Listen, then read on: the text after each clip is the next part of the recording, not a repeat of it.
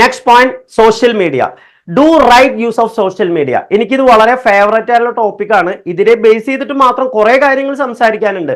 എന്നാൽ പോലും ഞാൻ അധികം സമയമില്ലാത്തത് കൊണ്ട്, ഇനി ആകെ 7 മിനിറ്റ് ആണുള്ളത്, സമയമില്ലാത്തത് കൊണ്ട് ഞാൻ അധികം എടുക്കുന്നില്ല. എന്താണ് സോഷ്യൽ മീഡിയയുടെ പ്രാധാന്യം എന്താണ് വരുന്നത്? ഈ നമ്മളെല്ലാവരും ഇന്ന് ശരിക്കും നോക്കുകയാണെങ്കിൽ ആത്യന്തികമായിട്ട് കണക്റ്റഡ് ആവുന്നത്, ഇപ്പൊ നമ്മൾ നേരിട്ട് ഒരു വ്യക്തിയെ പരിചയപ്പെട്ടുവെങ്കിൽ പോലും ഓട്ടോമാറ്റിക് ആയിട്ട് നമ്മൾ പിന്നീട് സെർച്ച് ചെയ്യുന്നത് അവർ ഇൻസ്റ്റാ ഐ ഡി എന്താണ്, അല്ലെങ്കിൽ FB-യിൽ ഫേസ്ബുക്കിൽ എന്താണ് അവരുടെ ID എന്നുള്ളതാണ് നമ്മൾ നോക്കുന്നത്. ഒരു വ്യക്തിയെ നമ്മൾ വിലയിരുത്തുന്നത് ആ വ്യക്തിയുടെ സ്റ്റാറ്റസും കാര്യങ്ങളൊക്കെ വെച്ചുകൊണ്ടാണ്.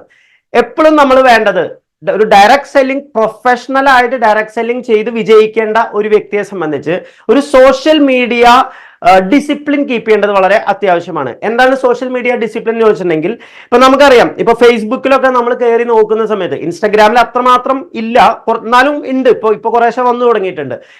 പലപ്പോഴും നോക്കുകയാണെങ്കിൽ പല തരത്തിലുള്ള ന്യൂസുകൾ അതിൽ നമുക്ക് കാണാൻ സാധിക്കും. നമ്മൾ ഒരിക്കലും സോഷ്യൽ മീഡിയയിൽ നമ്മളുടെ പണി ഷെയറിങ് ആവരുത്, മറിച്ച് നമുക്ക് വേണമെങ്കിൽ നമ്മുടെ കാര്യങ്ങൾ വേണമെങ്കിൽ പോസ്റ്റ് ചെയ്യാം.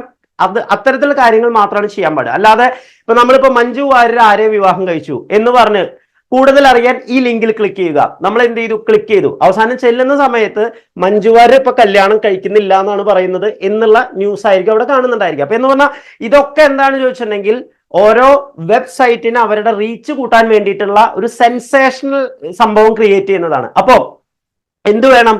നമ്മൾ ഒരു കാരണവശാലും സോഷ്യൽ മീഡിയയിൽ ചറപ്പറ സാധനങ്ങൾ വാങ്ങുകയും കൊടുക്കുകയും ചെയ്യുന്ന വ്യക്തിയായിട്ട് മാറരുത്. നമുക്ക് വേണ്ടത്, ആദ്യം വേണ്ടത് ഒരു സോഷ്യൽ മീഡിയ ഡിസിപ്ലിൻ. ആദ്യം വേണ്ടത് എന്താ? പല വ്യക്തികളുടെയും പ്രൊഫൈൽ പിക്ക് നോക്കുകയാണെങ്കിൽ ഒരു വ്യക്തിയുടെ, ഒരു പ്രൊഫഷണൽ ആയിട്ടുള്ള വ്യക്തിയുടെ ഒരു പ്രൊഫൈൽ പിക്ക് എന്ന് പറയുന്നത് ഇമ്പോർട്ടന്റ് ആണ്. പ്രൊഫൈൽ പിക്ക് എന്തായിരിക്കണം? നല്ല ക്ലാരിറ്റി ഉള്ളതായിരിക്കണം. നിങ്ങളുടെ ഫേസ് കറക്റ്റ് ആയിട്ട് കാണുന്ന രീതിയിലായിരിക്കണം നമ്മൾ എന്ത് ചെയ്തിട്ടുണ്ടാവേണ്ടത്, ആ പിക്ചറിനെ നമ്മൾ പ്രൊജക്ട് ചെയ്തിട്ടുണ്ടാവേണ്ടത്. അതൊരു പോയിന്റ്. പ്രൊഫൈൽ പിക്ക് വളരെ മസ്റ്റ്. രണ്ടാമത്തെ കാര്യം, ഇപ്പൊ നിങ്ങൾ പല ആളുകളും പല ദിവസം പല കാര്യങ്ങൾ ചെയ്യുന്നുണ്ടായിരിക്കും. ഇപ്പൊ നിങ്ങളിപ്പോ ഒരു പക്ഷേ കോവളം ബീച്ച് പോയി, അല്ലെങ്കിൽ നിങ്ങൾ ഒരു പക്ഷേ കാസർഗോഡ് ബേക്കൽ ഫോർട്ടിൽ പോയി. പോകുന്ന സമയത്ത് അവിടുന്ന് നിങ്ങൾ കുറെ പടങ്ങളൊക്കെ എടുക്കും. ആ പടം എടുത്തൊരിക്കലും എന്ത് ചെയ്യരുത്? പ്രൊഫൈൽ പിക്ക് എപ്പോഴും സ്റ്റാൻഡേർഡ് ആയിരിക്കണം. പരമാവധി അത് വലിയ മാറ്റങ്ങളില്ലാതെ എല്ലാ ദിവസവും കുറച്ച് നാൾ അത് തന്നെ കൊണ്ടുവച്ചോണ്ട് അത് തന്നെ മെയിൻറ്റെയിൻ ചെയ്യാന്നുള്ളത് ഇമ്പോർട്ടന്റ് ആണ്. ബാക്കി നിങ്ങൾക്ക് എല്ലാ കാര്യങ്ങളും നിങ്ങൾക്ക് എവിടെ പോസ്റ്റ് ചെയ്യാം? നിങ്ങളുടെ സ്റ്റാറ്റസിൽ വേണമെങ്കിൽ പോസ്റ്റ് ചെയ്യാം. ഇനി അത് ഒരു പോയിന്റ്. രണ്ടാമത്തെ പോയിന്റ്, സ്റ്റാറ്റസ് ഇടുന്ന സമയത്ത് എങ്ങനെ ചെയ്യണം? സ്റ്റാറ്റസ് ഇടുന്നത് നമ്മൾ എല്ലാ കണ്ട ന്യൂസുകളും നമ്മൾ എന്ത് ചെയ്യരുത്? ഷെയർ ചെയ്ത് സ്റ്റാറ്റസിൽ ഇടരുത്. നാളെ എന്താ പറയാ, ഉദാഹരണം പറയണമെങ്കിൽ ഓക്കെ, നാളെ പണി മുടക്ക് എന്ന് പറഞ്ഞ് നിങ്ങൾ സ്റ്റാറ്റസ് ഇടേണ്ട ആവശ്യമില്ല. നിങ്ങൾ സ്റ്റാറ്റസ് ഇട്ടില്ലെങ്കിൽ ഇതൊക്കെ ആളുകൾ അറിയാൻ പോകുന്നതാണ്. നമ്മൾ സ്റ്റാറ്റസിൽ എന്താണ് പ്രധാനമായിട്ട്, എന്താണ് സ്റ്റാറ്റസിന്റെ മീനിങ് ഉള്ളത്? നിങ്ങളുടെ ലൈഫിൽ സംഭവിക്കുന്ന പോസിറ്റീവായിട്ടുള്ള മാറ്റങ്ങൾ. നെഗറ്റീവായിട്ടുള്ളത് കുറച്ചൊക്കെ ഇടാം. ഇപ്പൊ ഉദാഹരണം, ഏതെങ്കിലും ഒരു ബിഗ് ലോസ് ഉണ്ടായി, അപ്പോൾ നിങ്ങളുടെ വളരെ പ്രിയപ്പെട്ട ഒരാൾ നഷ്ടപ്പെട്ടു, അതൊക്കെ നിങ്ങൾക്ക് പോസ്റ്റ് ചെയ്യാം, നോ ഇഷ്യൂ. നിങ്ങളെ കുറിച്ചുള്ള വിവരങ്ങൾ ഇടാൻ വേണ്ടിയിട്ടുള്ളതാണ് സ്റ്റാറ്റസ്. ജനറൽ നോളജ് വിളമ്പാനുള്ളതല്ല സ്റ്റാറ്റസ് എന്ന് പറയുന്നത്. പ്രധാനമായിട്ടുള്ള ഒരു ആക്ടിവിറ്റിയാണ് ഞാൻ പറയുന്നത്. അല്ലെങ്കിൽ നിങ്ങൾ പാർട്ടിസിപ്പേറ്റ് ചെയ്യാൻ പോകുന്ന ഒരു പ്രോഗ്രാം, നിങ്ങൾ പാർട്ടിസിപ്പേറ്റ് ചെയ്യാൻ പോകുന്ന ഒരു ഇവന്റ്, ആ ഇവന്റിനെ കുറിച്ച് നിങ്ങൾക്ക് ഇടാം. അത് എങ്ങനെ ആയിരിക്കണം? With description. I am very much excited about this event. ഞാൻ വളരെ എക്സൈറ്റഡ് ആണ്. ഈ വരുന്ന ഈ ദിവസം ഇത്രയും എക്സൈറ്റിംഗ് ആയുള്ള ഒരു ഇവന്റ് നടക്കാൻ പോകുന്നു. ഉദാഹരണം, നാളെ നിങ്ങൾ നടക്കാൻ പോകുന്ന മിറാക്കിൾ മോർണിംഗിന്റെ വളരെ എക്സൈറ്റിംഗ് ആയുള്ള ഒരു സെഷൻ നാളെ കിട്ടാൻ പോവാണ്.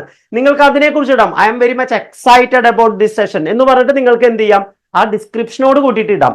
അപ്പൊ സ്റ്റാറ്റസ് പ്രധാനമായിട്ടും വെക്കേണ്ടത് നിങ്ങളുമായിട്ട് കണക്ട് ചെയ്ത കാര്യങ്ങളെ ബേസ് ചെയ്തിട്ട് മാത്രമാണ്.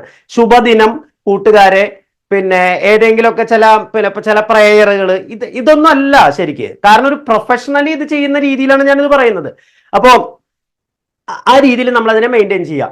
അതുപോലെ തന്നെ ചെയ്യേണ്ട വേറൊരു കാര്യമാണ്, നമ്മൾ ഞാൻ ഈ നേരത്തെ പറഞ്ഞ രീതിയിൽ ഇപ്പൊ നിങ്ങൾ പല തരത്തിലുള്ള വാട്സപ്പ് ഗ്രൂപ്പുകളിൽ നിങ്ങൾ അംഗമായിട്ടുണ്ടാവും.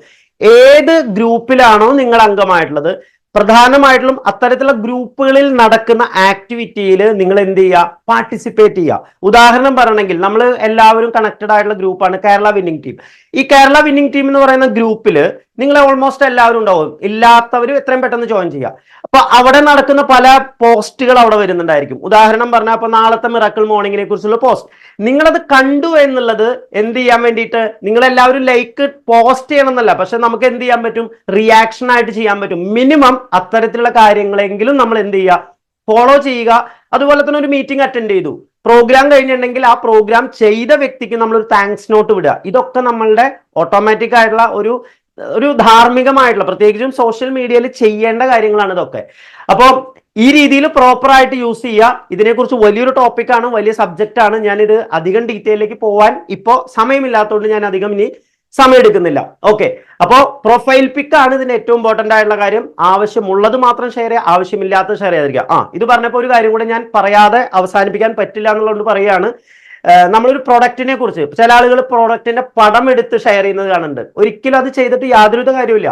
നിങ്ങളുടെ സ്റ്റാറ്റസ് നോക്കുന്ന വ്യക്തി അതിൽ എന്തിനെയാണ് നോക്കുന്നത്, നിങ്ങൾ അതിലുണ്ടോ എന്നാണ് അവർ നോക്കുന്നത്, അല്ലെ? അപ്പൊ നിങ്ങൾ ഉണ്ട് എങ്കിൽ മാത്രമാണ് ആ ഒരു പ്രൊഡക്റ്റിന്റെ പിക്ചറിന് എന്തെങ്കിലും ഒരു മീനിങ് ഉള്ളൂ. ആ പ്രൊഡക്റ്റിന്റെ പിക്ചറിന് ഒരു മീനിങ് കൊടുക്കുന്നത്, അല്ലെങ്കിൽ നിങ്ങളുടെ സ്റ്റാറ്റസിന് ഒരു മീനിങ് കൊടുക്കുന്നത് നിങ്ങളുടെ പടമാണ്. അപ്പൊ നിങ്ങളൊരു പ്രൊഡക്റ്റുമായിട്ട് നിൽക്കുന്ന ഒരു പടം നിങ്ങൾ ഇട്ട് കഴിഞ്ഞാൽ ഓക്കെയാണ്, ആളുകൾ ചോദിക്കും ഇത് എന്താ സംഭവം.